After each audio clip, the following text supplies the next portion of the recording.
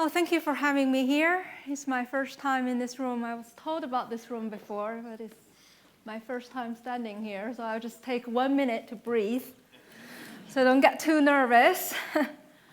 So today I'm going to talk about risk and philanthropy, and you heard from Phil about how we think and feel as human beings in general. This project takes a very, very, very narrow look at how that fast and slow system works in how people take risks in philanthropy. And in particular, we're going to look at the barriers that people need to go through in order to take risks in philanthropy. So this project started when the Rockefeller Foundation and the Resource Alliance come together and ask the question, what are the biggest challenge that philanthropy will face in the next century? And one of the problems that philanthropy will face is that philanthropists don't take enough risks in situations where they really should. In fact, in North America, what they also found is that philanthropists don't even take as much risk in their philanthropy as their business investment. So what motivates the research is this gap between philanthropists don't take risks when they should take risks. So we try to study how can we help bridge that gap. In order to do this, we interviewed 22 international development philanthropists. And these are people from around the world, Europe, Asia, America. And these are people from almost all backgrounds, including inherited wealth, self-earned wealth, male, female, generations of philanthropists in family traditions, first-generation philanthropists, philanthropists who would like to help their own country, do philanthropy in their own country, and philanthropists doing projects in other countries. And these people, when they come to our research, we ask them to relive an experience where they take higher than normal risks. All right, so in effect, they have to think of a very, very particular example where they have personally taken a higher than normal risk. And we say, during our study, could you please relive the pain where you had to live through that risk decision that you took? And for a whole hour, we lived through those experiences with them. And we stopped them every single step of the way when they make risky decisions. And we say, exactly what did you think? And exactly how did you feel? Every single step. So in a way, they suffered for our research, for the purpose of learning. And the kind of projects that they told us about are the first of its kind, usually, in a given country. So it's like the first death management campaign in a country, the first children's hospice in a country, the first community foundation in a country, the first orphans higher education projects in a country, the first retail workers association in a country. So these are the risky decisions that they decided to discuss with us. So it's the first of its kind philanthropy in a given country. And it's very important that we put our minds within that kind of context, so then you know what the learning can apply to and where it can't. It is genuinely innovative in a particular country. All right? And then what we found is that they have to overcome 5 barriers in order to make that kind of innovation happen. And Roger told me that if by the end of the presentation you can't remember what the 5 steps are, you don't get lunch. But the first thing that you want to remember about these 5 steps is that when they happen in real life, they don't happen in a simple, clean, and linear way. That is not how it happens. All right, they're not 5 steps. Sometimes it happens in a circle. Always it happens repeatedly. So they have to go through the whole circle, part of the circle, some steps again and again and again and again. It always happens. It always happened repeatedly during that process. And usually, they don't enter into the process from step 1. They usually enter the process from there. And no need to read, you get dizzy. It will stop. But just so that you can remember now, that's where people enter. All right? They first enter into that project thinking, I've had my life, and now I want to do this project for these people, and I know exactly what my life has to offer. And when they enter it like that, they take their first step at defining what the risk is and assess the degree of risks. All right? And when they do that, when they do the first definition and when they do the first assessment, life is still all right with them. And they experience their philanthropy for a few months, sometimes for a few years. And some things worked and some things didn't, and they adjusted. Things become difficult when they are forced into a situation where they say, guess what? My original definition of risk might have been wrong. My original assessment of the degree of risk might have been wrong. It's when that light bulb moment happened that they recognize, guess what? They have to change now. And that's when they have to cope with the negative emotion, that they could have been wrong. And that changed the color of their philanthropy, and they turned their philanthropy up, and they turned their philanthropy down. And it happens very slowly. And just when they think it's stopped, they start all over again, and they have to cope. And it's very slow.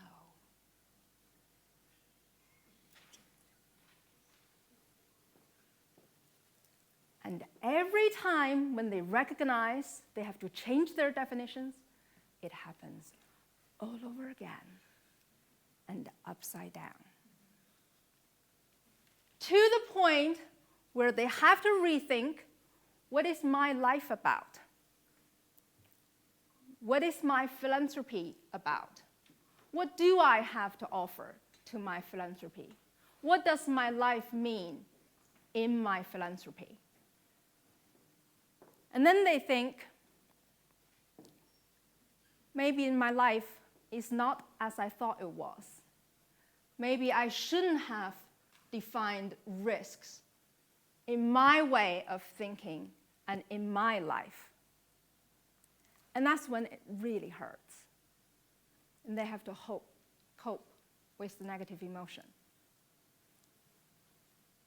So this is already not as clean as the 5 steps. But when you actually see the transcript, it will look more like this. And it will feel more like this.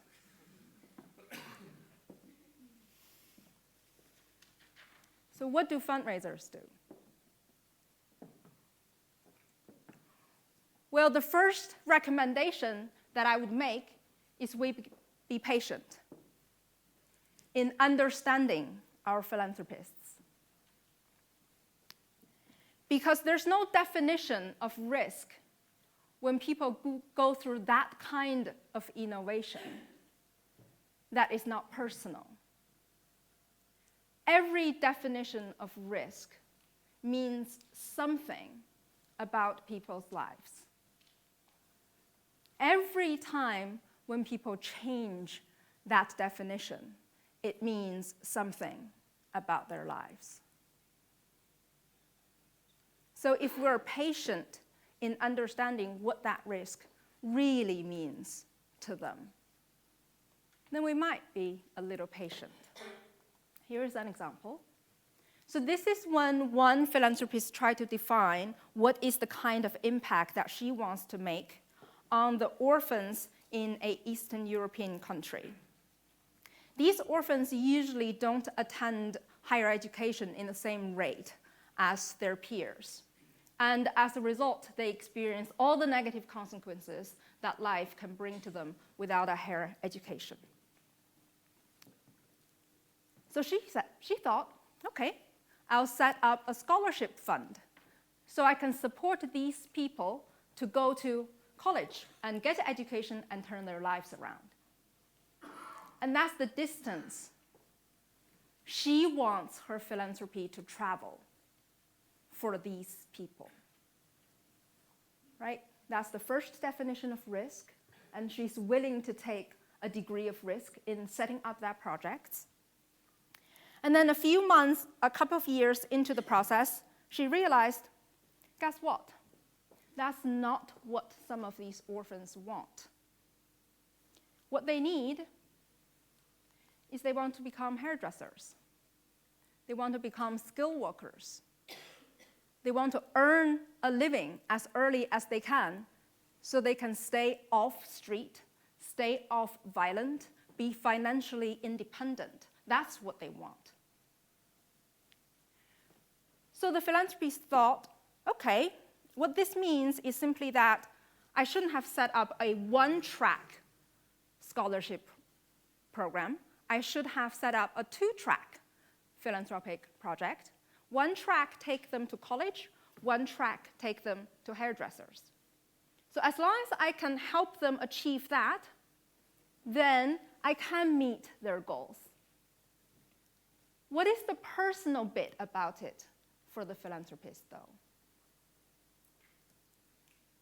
Is that she has to take the reality that some orphans don't want to go as high as her dreams. She has to cut her dream to half and to say, only half of these people want my dream. The other half want their own dreams. And that is okay. And if we are patient enough to listen to them and to let them learn and let them adapt in this genuinely innovative situation, then by us understanding where they're coming from, we might be able to speed up their learning faster for them. Now, what is a very interesting thing is we slow down in our understanding. We slow down in our own questioning process, so we have their learning go faster. And sometimes that might not be enough. We might also need to be patient in empathizing with them. We might also need to recognize when it really hurts. And here is where it really hurts.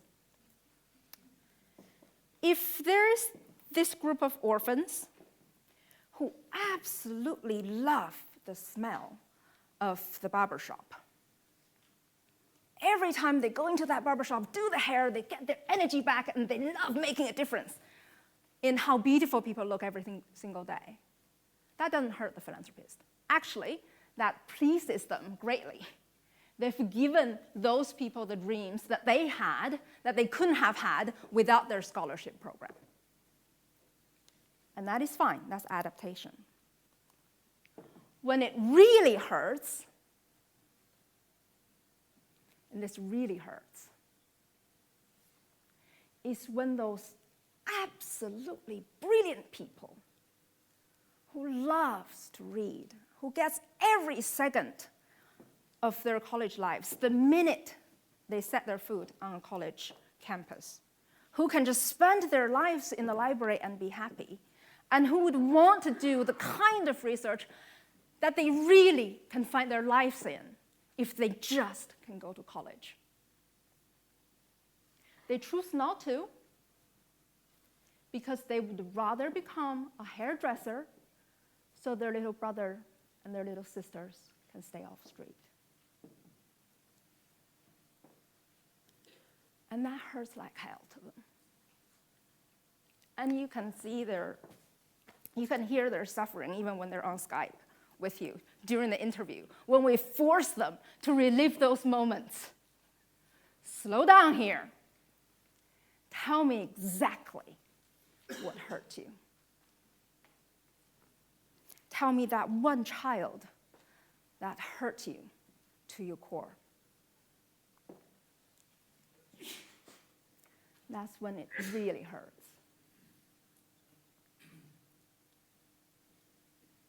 It's come face to face with that reality that they can't save them. Now, for fundraisers, if we're patient in our knowing, in our understanding, in their learning, and if we take our time to really feel how they feel, what can we do slightly differently? Well, we can stop asking easy questions. Why didn't they do more research before they enter into the process? Why couldn't they learn faster? How did they feel this way? Well, it's their own fault that they felt this way.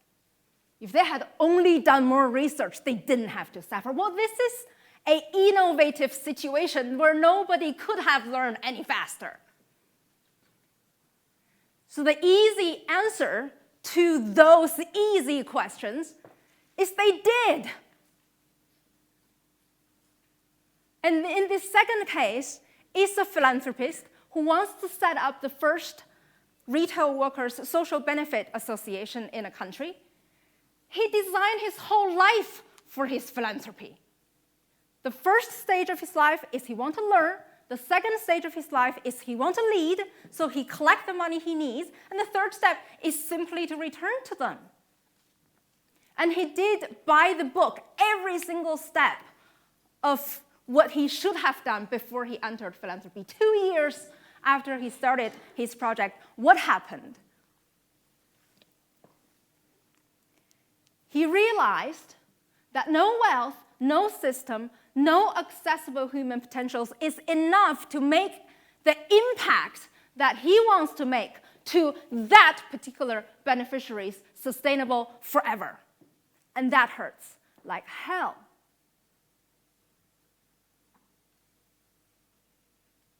That's his own dream shattered.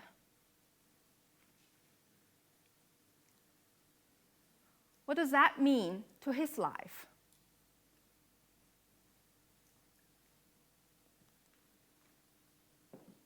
And that is when philanthropy gets really lonely.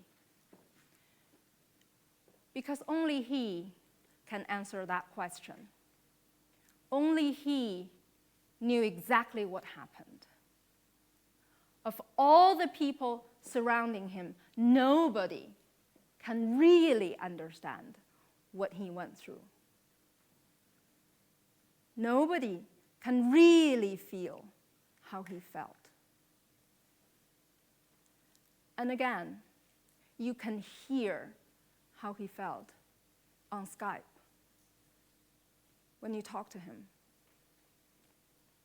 The despair in his voice. So that's the next message for fundraisers. How can I be patient in knowing? How can I be patient in empathizing? And those are hard questions. What this research showed was that in order to be more patient in our knowing, you can ask 5 questions. And I hope by now you can all remember what they are. And this research also showed how you could empathize with them. Because what it told you is that those pivotal redefinition moments are the moments that could really hurt. So if we really allow ourselves to feel how they feel, then we have a better chance to accompany them well in their lonely journey.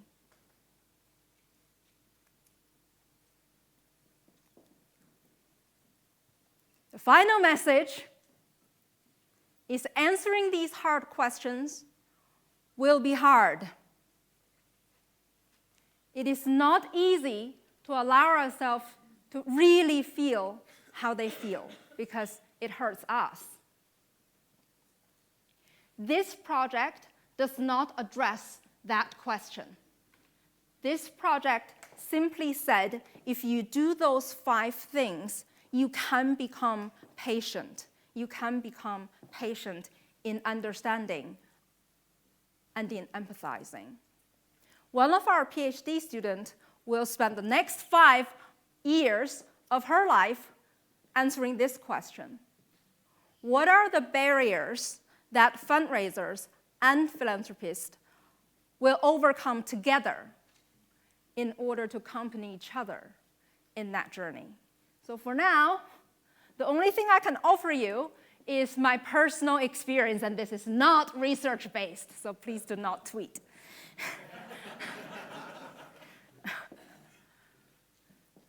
It is in this project that I've seen the most beautiful human lives doing the very best they can. So for me, it is worth asking those hard questions. Thank you very much, gosh. I'm so glad it's over.